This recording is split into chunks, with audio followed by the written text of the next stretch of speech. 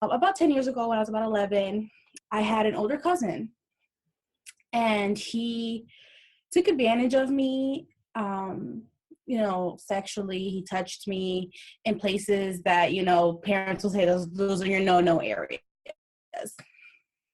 And it happened for a prolonged time. I became a very negative child. I became very down and depressed, and quite frankly, I blamed a lot of people and a lot in the world, because at that same time, I also had a mom who was a heavy drinker. My dad used to work a lot, so I didn't really have an outlet to let people know, like, this is what's happening to me. This is my plea, my cry. On top of that, no one believed me when I did say it back then when I was younger. They all thought I was crazy, and they're like, oh, you're making it up. Honestly, I did not believe that I would share my story so early in my 20s. I thought I would hold it on and just, the story is not told enough. And I don't feel like people are truly accepting of the story, because it's something that it's either justified or excused, or it's she did this and she did that. And, I was a young girl. So nothing that I wore, nothing that I did, nothing that I say contributed to me being taken advantage of the way I was. As a kid, I wasn't able to really interact with people. I wasn't really able to express myself, because as a kid, no one knows how to deal with those types of things, especially when you don't have that background, that support to boost you. And once I was about 19 when I actually told my parents.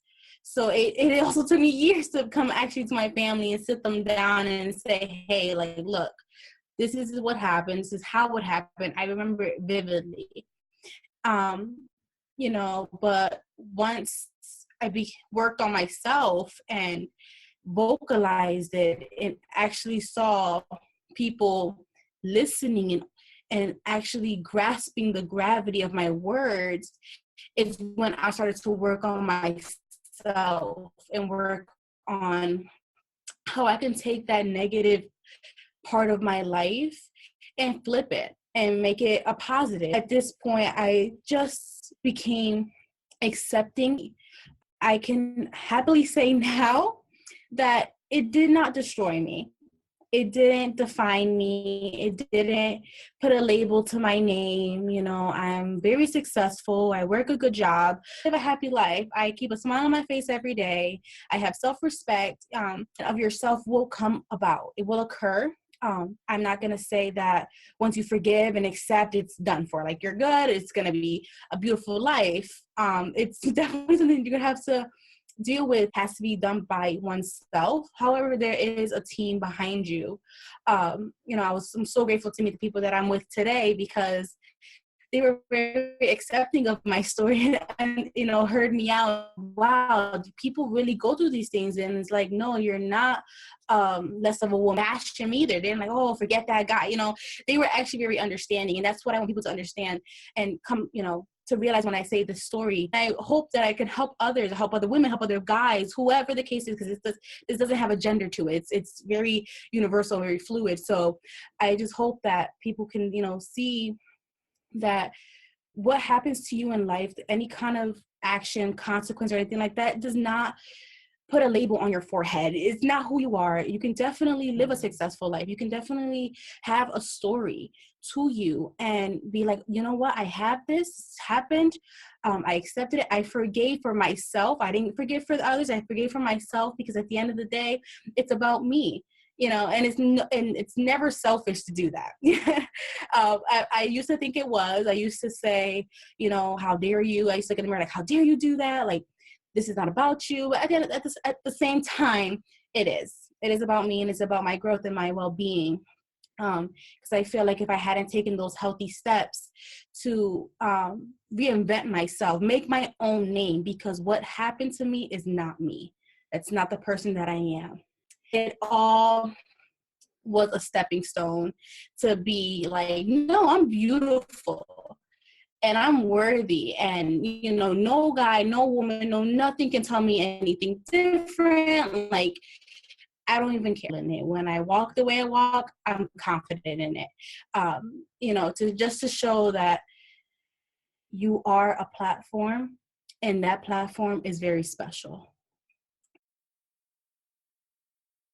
I'm Maximilian, and my story starts a long time ago, just like Odalis. It starts when I was young. I was in middle school. Seems reoccurring theme. We are in middle school, and this was actually a new school because I'm from New Britain, Connecticut, where we used to teach English and Spanish, and we used to teach it in all the schools. But they started to slowly shut that down, and we got concentrated into one school. And so there was almost a sort of divide between the new students, me, and the older students, or the students who were already there. And the students who were already there were the source of my issue. I was dealing with body issues when I was younger, and they did not help that. They would call me names like Fat Max, just demean me and just make me feel so ugly and just so inhumane. It was just degrading, and it suffered throughout my whole entire life. Oh God. People probably wondered, I used to go to summer camp, and they wondered why I always hated taking off my shirt and shirts and skins. It's because I never found myself beautiful. And opposed to Odalis, I did have a supporting family who does love me. And they always tell me that every day that I am beautiful, but I could never accept their words as truth. When you get it from the outside and you just are kind of told what is truth. So it wasn't easy for me to finally learn to love myself. Let me just tell you that. And it started, the moment I realized I needed help was when we were in a movie theater and my mother was getting the tickets, so she sent myself and my brother to go get popcorn. My brother is mildly autistic, so he's a little bit fidgety. He won't really stand in one place for too long. And so there were these group of boys that were just sitting in front of us. And my brother, he wouldn't just sit still like I had wanted him to, because I didn't want him to draw attention to himself. It almost in a sense triggered me and brought me back to those days in middle school where if I had drawn attention to myself, I would instantly have a target on my back for just bullying. And then so I started to freak out and I started to break down. I started to cry. And my brother started to cry because I was crying. He had no clue what was going on. He's been living his best life. This hasn't hurt him.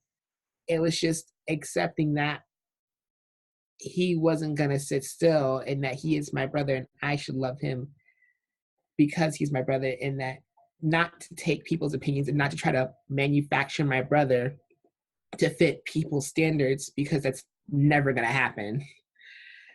And it was at that moment that my mother probably realized that this affected me a lot more than I thought it did, because I always thought I was fine. I always thought I had moved on from it. I always thought it was in my past. But little did I know, it wasn't in my past, and it was still affecting me in the present day. And I actually found some strength in Odalis's story when she was telling a group one night, us in the group one night, that she wanted to forgive the person that hurt her that way. I was a bit baffled. I'm not gonna lie, I can be a bit petty of a person and hold a little bit of a grudge. But she was like, you shouldn't forgive for them, you should forgive for yourself. And so I've started to take steps towards that journey of forgiveness and starting to just let go and just let myself be happy. And it was the funniest things. The week before the presentation, I was looking at those old pictures and I was thinking to myself, I was never fat. Oh my God, I was never fat. I was like, oh my God, where did this idea come from that I was fat? But the thing is, even if I had told my past self, I can tell you this with 100% fact, I would not have to believe it, because it had cut me so deep, and it was just so ingrained into my image that I was ugly and that I was not worthy and that they were the best that I could do, because little twist, these were my quote unquote friends. I would hang out with these guys at school, and it was almost like a dependency. And I still remember this question to this day. One person in middle school had asked me, Max, why do you hang out with these people if they're so mean to you? And I just responded with, I don't know, because I didn't know why I was hanging out with them. I didn't know what would happen if I just left them. I don't know. I'm a little bit of a social butterfly. I like to talk to people, and it was just the threat of being lonely. I didn't know what that would do or how that felt. I had always had a friend, but my other friend, he had to go to a different school. So it was just kind of like them or bust. It's definitely been a journey loving myself. I've definitely gotten better at that. I love myself now, and I'm loving more and more of myself every day, and finding strength in other people's stories, such as Odalis, and just being able to give and forgive, and Monique and her story coming up. I really think that we empower each other to forgive. And with that, I'm going to pass the ball off to Monique. Why, hello. I'm Monique, and my story is, before I go first, just really made me reflect. I feel that one of the reasons why we gotten along so well and so quickly after hearing everything is because I feel like our middle school and a little bit of high school years were all so similar in their different ways, of course, but I feel like we were able to relate so well. So similar to you guys, my story has a lot to do with insecurities, but I wanted to focus it more on, I guess you can say, identity issues that I had growing up. And I think that stemmed a lot from looking back now. I was the only child out of 5 that was born in America.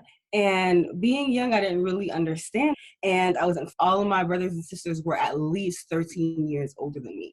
So even though I wasn't the only child, sometimes I felt like the only child. So in middle school and high school, I had a really hard time trying to figure out not even just like who I wanted to be, but like who I am. Like I would look around at people like, okay, like that's her, but I'm dry. Like I literally just didn't know like who I wanted to be.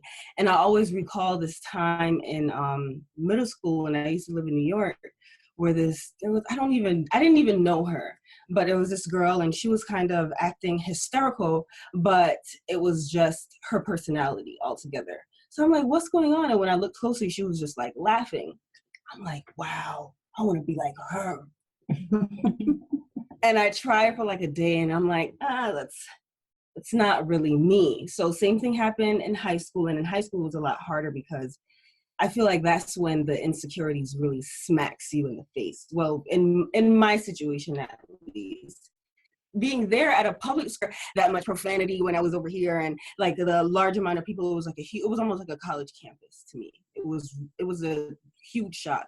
So that's when I would be like teased, and I'm like, okay, like I knew I was skinny, but I'm anorexic, and these things would come from people who I didn't even really know like that. Like I used to be insecure about my teeth. I used to be insecure about my arms because I felt like I was too muscular. I remember one time in lunch, I was walking past this group of table, and this guy looked at me and was like, how much you bench? I'm like, oh, absolutely not.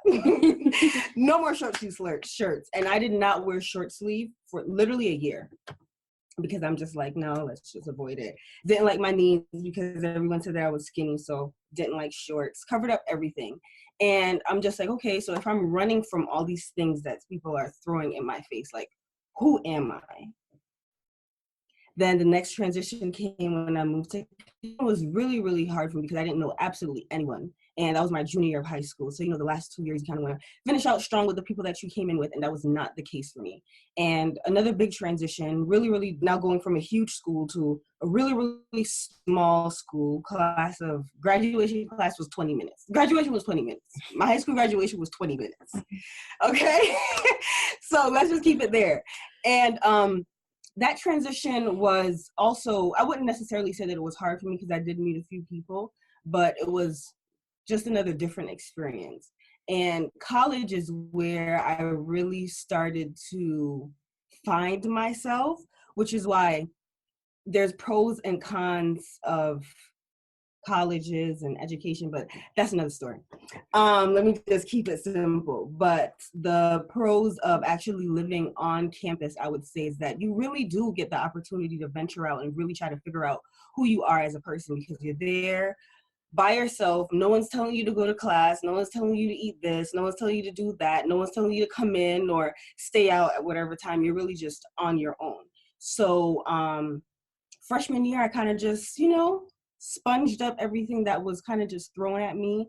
And it wasn't until like the second semester where, woo, parties, yay. But okay, why am I here? And now I'm thinking about like my major and everything like that. And I was also in a toxic relationship, and I also had toxic friends. And I knew that something was off because, just like Max said, where someone came up to me and was like, why do you hang out with them?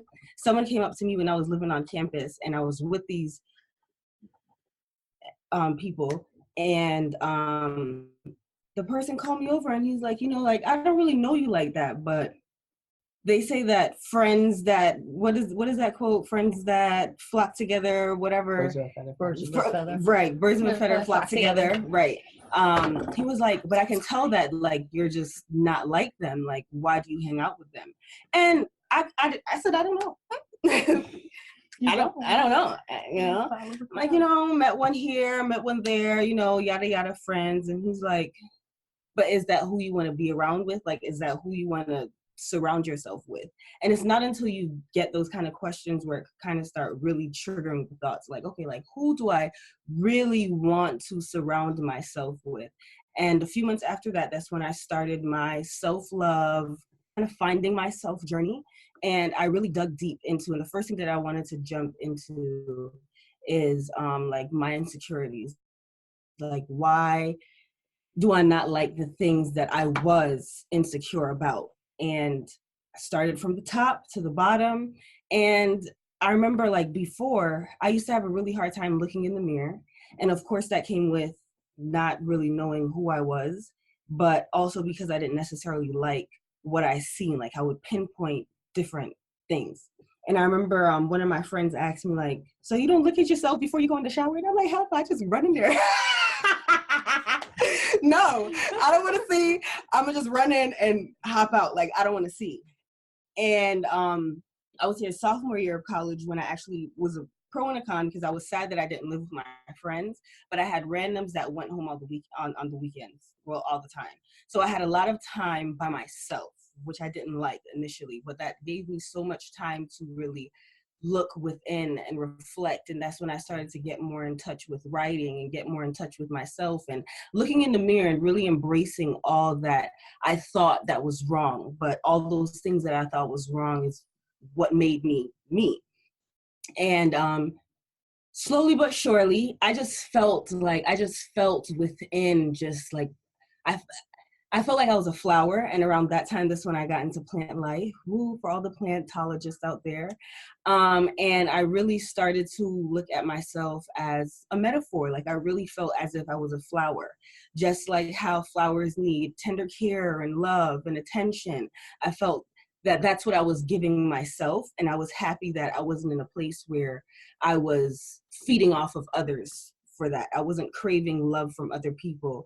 I was doing it all for myself, and I was happy with it, and I was learning who I was. And writing definitely helped me with that, just free writing, just journaling, because when I was younger, I used to keep a lot of things inside. I never used to express myself that much. So I've been journaling since I was young, because that was kind of like my outlet. So even up to this day, still journaling. And around those times, journaling was so predominant for me because it just gave me time to reflect on everything that not necessarily that I thought I was wrong, but things that I wanted to work on within, because I was becoming, I like to say, a conscious being. And in order to become a conscious being, you have to reflect and really know yourself and understand who you are and the person that you want to be. So other than writing and reflecting, I really started to watch not just TV shows, but documentaries and read books here and there, other than studying for exams and everything like that, and really started to feed myself the knowledge that I needed, other than just, you know, the writing and the looking in the mirror and the self-talk and the positivity and everything like that is great, but the additional knowledge is what I think feeds the intelligence, and that's what I was craving. This past 2 years, that's still on that continuous path, continuing to be mindful, continuing to be positive, optimistic, to write. And I've also gotten a lot more into poetry. But senior year of college, of course, there's going to be obstacles and everything like that. But I was just hit with so many different obstacles. And at one point, I'm just like, no, absolutely not. I can't handle it. I can't hurdle no more. Put them all down. I'm all set. I don't want to do this anymore. And a lot of times I really just felt like giving up, because I'm just like, what's the point if I'm just going to keep on getting knocked down and knocked down and knocked down? But even through all of that, writing always brought me back here. Poetry always brought me back here. And I was always, through whatever the case may be, I was always a determined person. So even though I had the doubts and everything in the front of my head and front of my face, it was always like a small little voice in the back of my head, like, but you know you want to do it. You know you want to finish. And I never used to listen. I'm just like, no, I don't want to listen. Like, I can't do it. And after realizing that I'm growing, and life is not in a standstill. Life is continuously moving. And in order for us to grow, we also have to move. We also have to change. We also have to transition, because that's just a part of life. And that's why I love to use the flower metaphor so much, because I just feel like it relates to everything. A flower does not grow overnight. It starts like a seed and continues to grow from there. And I feel like that's exactly how I see myself. And that's what contributes to the perspective that I have on life right now. And through all the obstacles and everything, most recently losing a family member and transitioning through graduation and finding a job and internship and everything like that, I really had a lot of anxiety. And I feel that it was because I was scared. Fear is just a little parasite. I felt that it was fear that was holding me back and kind of making me feel as if I'm not ready for the next step in life. Like, I felt that I was ready, senior year, yes, graduation and everything like that, ready for the next step. But it's not until you walk across the stage, you have it in your hand, it's the day after, and you're like, I just graduated. Like, it's not until right then. And then funeral and all these other things that's going on all at the same time. It's just like, I can't handle it. I can't handle it. But then the voice and the positivity and the optimism always comes back and let me know that, just like all the obstacles that I've had all the previous times in my life, obstacles are not going to stop, because once again, life is an ongoing thing. We're always moving. So I feel that I've taken time to reflect on previous events and also instill in my head that things are going to happen. Things are going to knock you off your feet. But as long as you have the mindset that you're not going to let those obstacles define you, then that's what's going to make us move forward. And that's what's just going to make us grow and bloom, because we're flowers. I'm Monique. I'm done.